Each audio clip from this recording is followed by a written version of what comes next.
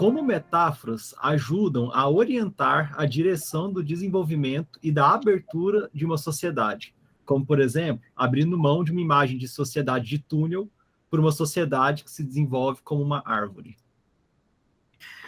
Cara, eu acho essas duas metáforas fantásticas, como eu estava dizendo, a questão do túnel no primeiro momento, né? E quando eu li esse livro de 17, aí eu também achei um negócio sensacional, porque, querendo ou não, o outro livro é datado, né? Ou seja, o livro, eu acho que ele traz insights poderosos, mas principalmente pensando, por exemplo, isso que você está dizendo, é por isso que eu digo que a primeira questão, né, a gente está falando de Marx e Mises, né? Ele escreve livro no final dos anos 70. Vai ter uma edição dos anos 80. E ele não muda quase nada na edição dos anos 80. Acho que nem muda, se eu não me engano. Né? Então, quer dizer, qual que é o problema dele ali? O problema dele ali naquele livro, tanto que você vê que ele destaca, que hoje é um problema, mas depois ficou um tempão sem ninguém falar disso, que é a questão ambiental. É isso que ele está sendo no Clube de Roma. Porque ele é um europeu, né? E querendo ou não, é um holandês, né? Ou seja, a Holanda vai desaparecer com o aquecimento global. Então, isso é um problema para o contexto, né? Sem cair num relativismo epistemológico, mas o contexto que ele se encontra é central. Né? E o momento histórico é central. Né? Então, quer dizer, quando eu estou dizendo isso, por que eu estou falando? Porque quando a gente fala de Mises e etc., beleza, Hayek escreveu lá atrás, Hayek escreveu em 44, O Caminho da Servidão, ok. 77, 79 na Europa, ninguém sabe quem é Hayek. Ninguém sabe quem é, ninguém leu isso. De quem importa? Quem está tomando decisão? Percebe? É a crise da década de 70 que ele está lidando. Inclusive, a resposta que vai ser dada e que vai ser predominante é a resposta neoliberal. Esse é o ponto-chave. O modo de acumulação, né, o modelo de acumulação que vai predominar no fim dos anos 70. Na Europa, inclusive, nos países da OCDE, vai ser a partir de meados dos anos 80. Vai demorar um pouco mais em função do papel da social-democracia, os partidos mais à esquerda e tudo. Né? Vão segurar a onda disso mais tempo, e não vai ser um modelo 100%. E nos Estados Unidos, começa com os democratas, com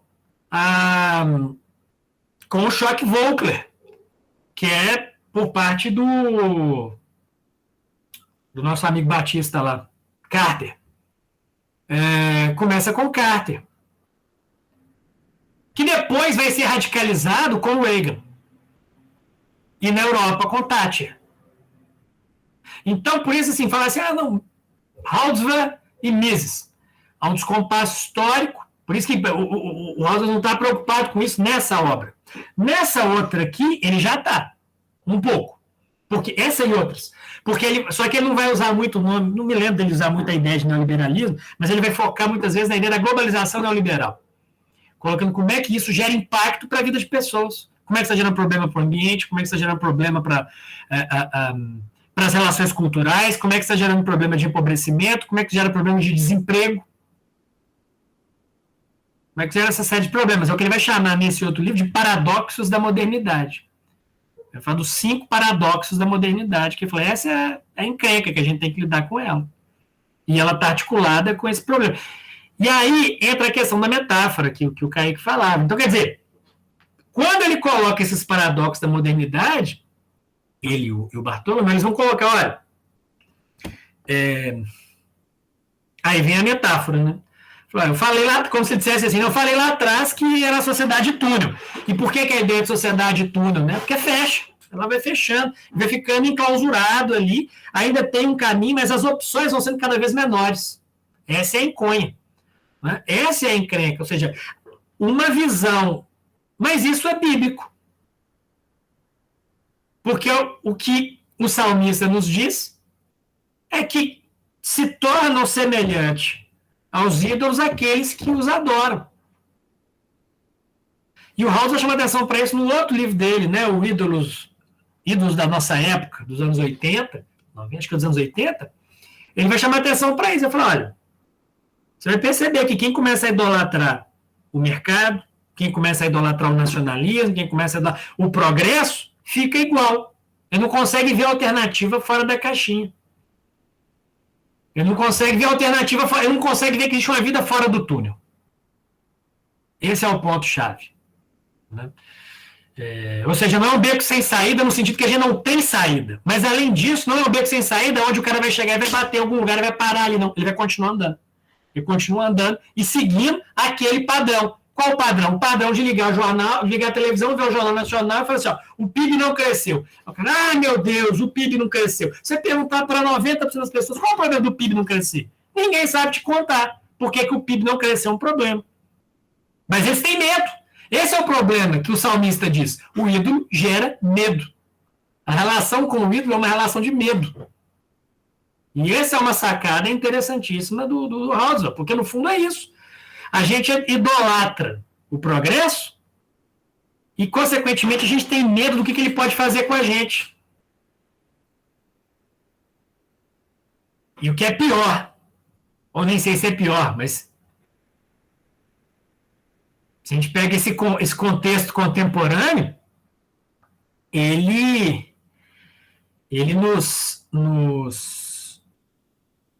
nos chama atenção para o aspecto, para um dos aspectos demoníacos desse ídolo. Porque ele é um ídolo que exige sacrifício humano.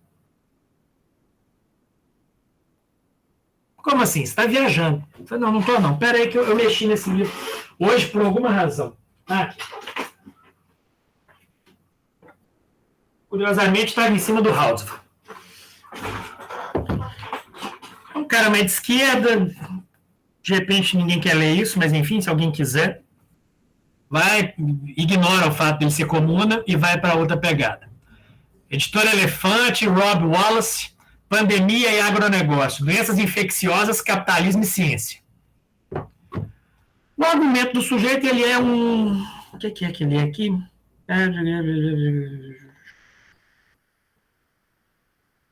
Ele tem um desses infectologistas de sei lá o quê, uns negócios assim.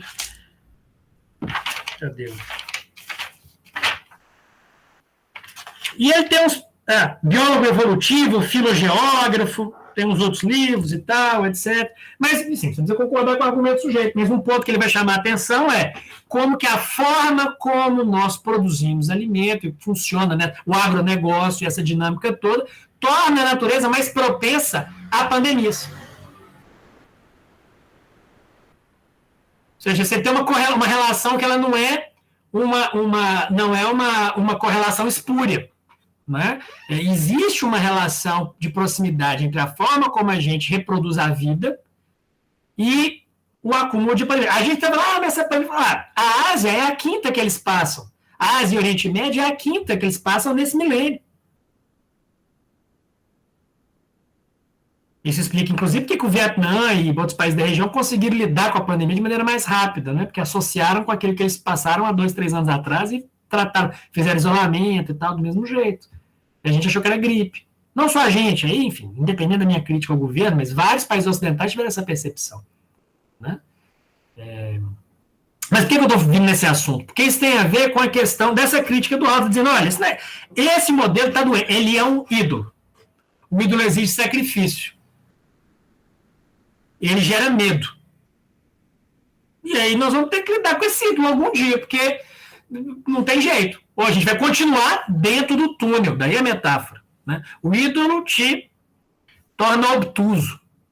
Esse é o ponto-chave. O ídolo te torna obtuso. Esse é um elemento. E aí o que eu acho que é interessantíssimo na metáfora subsequente, que é a ideia que ele vai chamar então de sociedade frutífera, né? O árvore frutífera, né? A metáfora da árvore frutífera, seria o grande contraponto, porque quando você está no túnel, o que o Houdsworth está dizendo que é o mundo ocidental, desde que nós desvirtuamos o que Agostinho falava? Porque o ponto-chave é isso. A gente pegou a providência e fez bobagem com a ideia de providência. Resumir o argumento do Houdsworth rapidamente, pegaram a providência e sacanearam com ela. Né? Pegaram a providência e meteram o pecado no meio e falaram, não, é isso aí, segue o baile, vamos embora, o progresso é que vai salvar a gente. E aí você vai tendo todo desdobramento e tudo, etc. E isso faz o quê? Toda a riqueza da vida vai diminuindo, e até que você está nesse ponto, né, totalmente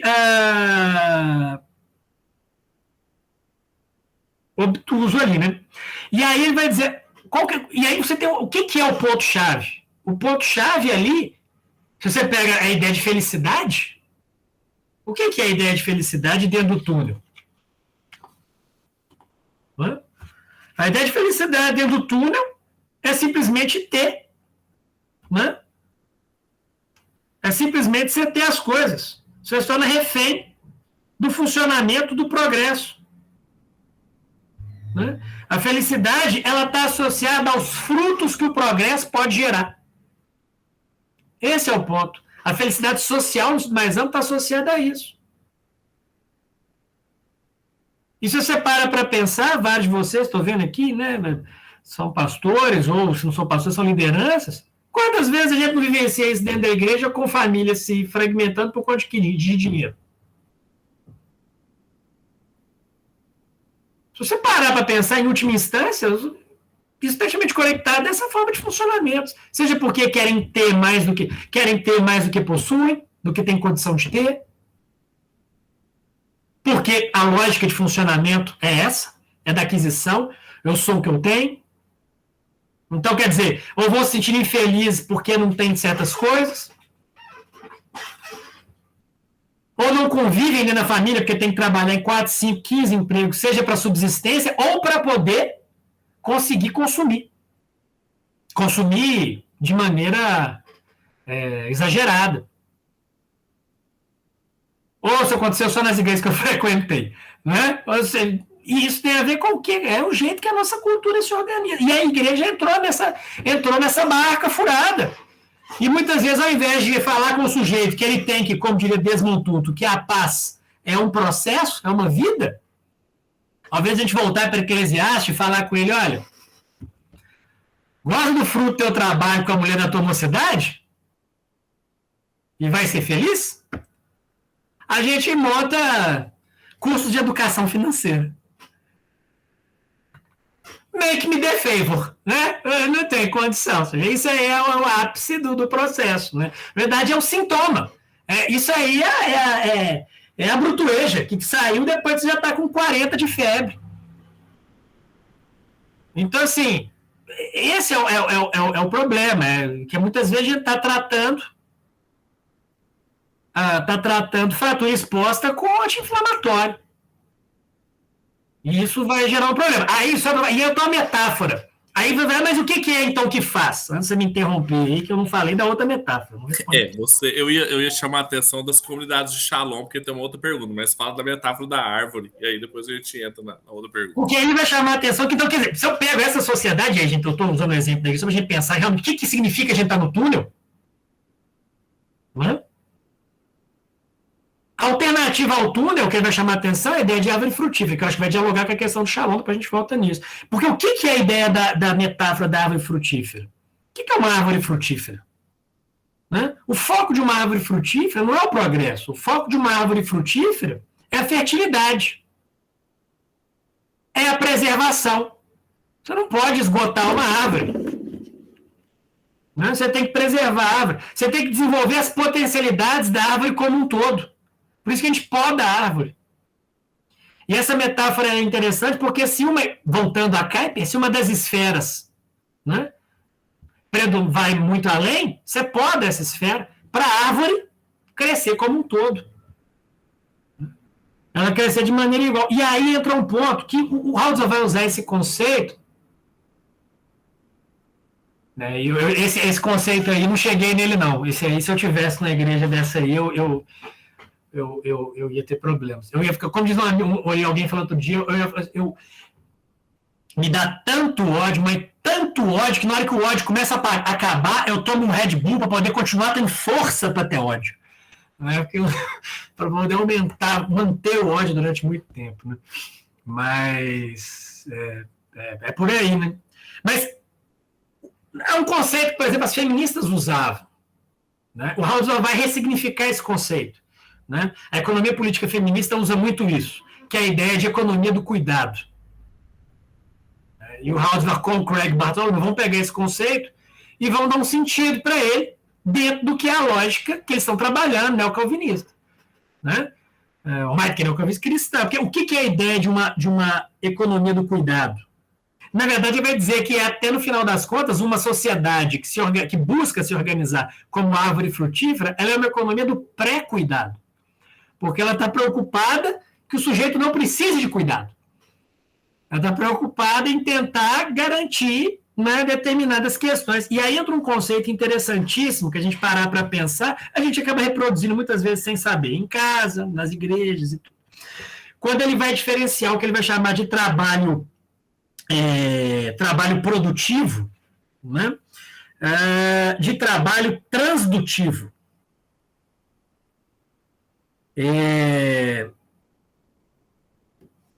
O que é essa ideia de trabalho transdutivo? Né? Mas o que é um trabalho produtivo? É dizer, ali isso é o que a economia política, ao longo da história, considerou trabalho. O que é trabalho? Desde lá da economia política clássica, quando falava dos fatores de produção. Né? Capital, terra e trabalho. Trabalho é aquilo que pega, está em Smith, está em Ricardo, Marx ressignifica. O que faz do homem homem? Trabalho. O fato de que o homem transforma a natureza. De alguma maneira que gera valor. Esse é um elemento-chave, capítulo 1 do Capital. 1, 2, 3. É a questão da mercadoria. O que vai gerar valor é trabalho. Então não é qualquer trabalho, é um trabalho que gera valor. Que valor? Valor de uso, que depois também está relacionado a valor de troca. Ok, isso não é invenção dele. Smith, Ricardo, estavam falando disso. Agora, mas isso não é novidade deles, se você parar para pensar. Teve duas figuras que foram colocadas num jardim para trabalhar. Há um tempinho atrás. Né? E que depois esse trabalho se desvirtua em função de alguma coisa que entra naquele processo que não estava previsto. Quer dizer, aí é um problema teológico se estava previsto ou não. Mas eles não sabiam se aquilo ia entrar ou não ia entrar. Não, o pecado, o mal entrando, e desvirtua até o que significa o trabalho. Então esse é um ponto-chave para a gente poder pensar. Né? Quando Adão e Eva ali têm a dinâmica do pecado e o trabalho se transforma, e aí Deus diz a eles que agora o trabalho vai ter um elemento enfadonho, vai ter todo um processo do desgaste, né? Mas o ponto-chave aqui é que a gente começa a valorizar cada vez mais o trabalho que gera resultado. E o progresso tende a fazer isso. Ele está associado, está intimamente conectado uma coisa à outra. A idolatria ao progresso, o mito do progresso, né, está intimamente conectada à ideia de que eu vou valorizar um tipo específico de trabalho. Qual trabalho? O trabalho que gera valor, trabalho produtivo, que gera produto para o mercado, ou um serviço a ser trocado. Mas tem outro tipo de trabalho, é um trabalho que a gente chama de transdutivo.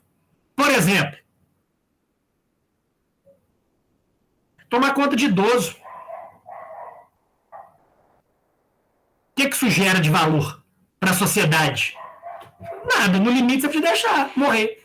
Já trabalhou, já gerou valor, já gerou ganho para a sociedade, pode ignorar o idoso, que é uma tendência da sociedade ocidental, da civilização ocidental. Tomar conta de criança, de alguma medida também. Se a gente parar para pensar, a gente acaba tendo um pouco ou muito disso também na igreja, porque qualquer um fica com as crianças na igreja. Porque esse é um trabalho que não gera valor. Não é quantificável. Então tem um problema aí também. Mas você pensa todo esse trabalho, todos esses elementos que não vão gerar valor. Né? Esse trabalho, no limite, o Haussmann está dizendo que o que ele está chamando de trabalho transdutivo é todo trabalho que se volta para a esfera do cuidado. Né? Do cuidado, da preservação, da manutenção da vida. Tudo isso é um tipo de trabalho que ele não é monetizável. Mas ele é um trabalho fundamental. E, curiosamente, quem faz esse trabalho, historicamente? O Estado. A gente joga ele para o Estado. Ou, se a gente vai para um liberalismo mais Mises da vida, a gente fala que isso aí é um problema do foro íntimo, ou seja, é o voluntariado. Então você vai lá e junta na igreja e vai pintar o muro, vai consertar a pracinha, né? Vai tirar o lixo da pracinha, ajudar ali a arrumar algumas coisas e tudo. Né? Mas no fundo não é porque você está preocupado com o transdutivo.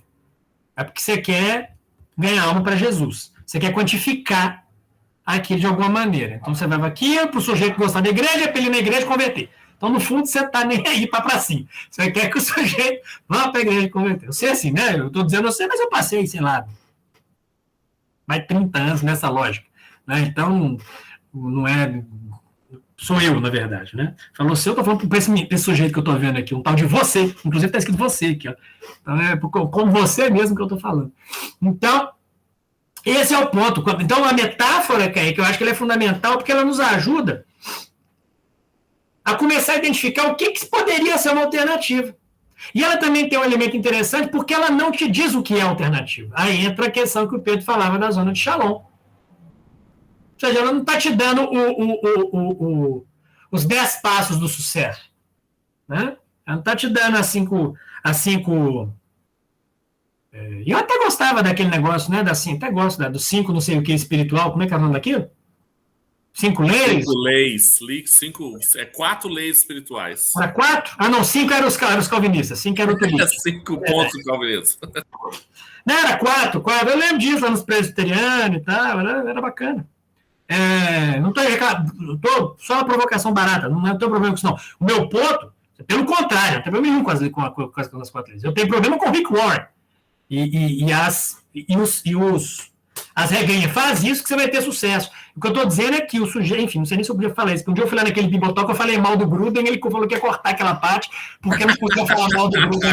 Então eu não sei. Aí, que lembra de cortar essa parte aqui depois, tá? Anota aí 1 minuto, são 19h59. Eu falei mal do livro do Gruden, até tem ali, em algum lugar perdido ali. Como é que era o nome dele? Riqueza das Nações, uma coisa assim. Riqueza e Pobreza das Nações. Eu falei mal, não, beleza, tá, mas essa parte aqui nós vamos ter que cortar e tal, porque... falei, né, velho, desculpa, não sabia que não podia falar mal dos caras. Se eu soubesse, eu não falava. Avisa antes de quem que a gente pode falar mal, de quem que a gente não pode falar mal. Né? Mas o que eu estou falando, não estou falando mal de ninguém. Estou falando da questão que eu acho que o Haldvar é interessante. Aí você me desculpa, o Kaique e Pedro, tanto que eu estou me estendendo nesse ponto, porque eu acho que ele conecta e se for ficando dúvida ou questões, por favor, vocês me intervenham aí, falam alguma coisa. Porque a questão, né, que a gente começou a falar é a questão da metáfora. Ok, está falando do túnel e a questão da árvore. Mas a questão da árvore, acho que ela é fundamental, como eu estava dizendo, que era a pergunta anterior, inclusive, que era o fato da gente pensar que eu acho que talvez seja a melhor expressão, né? Quando eu penso em economia, do que significa a ideia do já e do ainda não. Né? Ou seja, aquele elemento que diz respeito a alguma coisa que já chegou, mas não chegou na sua plenitude. Nesse processo, nós temos um papel fundamental, não obstante, não somos o agente dessa transformação. Somos um colaborador no processo. Chamados para colaborar no processo, mas como sem a gente a coisa caminharia, né? Os grandes paradoxos da questão. Enfim, na minha visão, né? Ainda estou no calvinismo nesse ponto, tá? Então, você está meio assim, não estou, não acho que a gente vai mudar nada, não estou firme ali na soberania ainda. Espero que continue, ou que seja mantido ali, né?